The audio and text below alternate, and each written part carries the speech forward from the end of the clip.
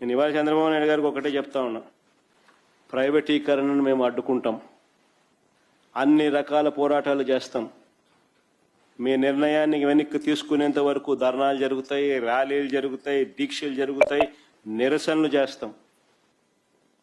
నేను కూడా అక్కడక్కడ పార్టిసిపేట్ కూడా చేస్తా. అన్ని రకాలుగా దీన్ని అడ్డుకునే కార్యక్రమం, అడ్డుకునే ప్రయత్నం జరుగుతుంది. నేను ఒక్కనే కాదు, నేను రాష్ట్ర వ్యాప్తంగా రాష్ట్ర శ్రేయస్సు కోరే ప్రతి ఒక్కరికి కూడా పిలుపునిస్తా ఉన్నా, ప్రతి పార్టీకి కూడా పిలుపునిస్తా ఉన్నా. అందరూ కలిసి రండి అని కూడా అడుగుతా ఉన్నా. ఇది రాష్ట్రానికి సంబంధించిన ఆస్తులు. ఈ ఆస్తుల వల్ల ప్రజలకు మంచి జరుగుతుంది. ఈ ఆస్తుల వల్ల ప్రజలకు జరిగే శాశ్వత మంచిని చంద్రబాబు నాయుడు తీసేసే ప్రయత్నం చేస్తా ఉన్నాడు. దీన్ని అడ్డుకునే కార్యక్రమంలో ప్రతి ఒక్కరూ కూడా ముందుకు రావాలని కోరుతా ఉన్నాం. అందరం కలిసికట్టుగా దీన్ని వ్యతిరేకించే కార్యక్రమం ఖచ్చితంగా చేస్తాం.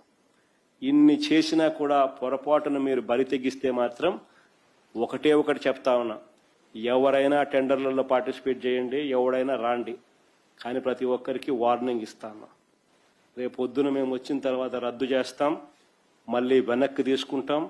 ఇది మాత్రం ఖచ్చితంగా అందరూ గుర్తుపెట్టుకోమని.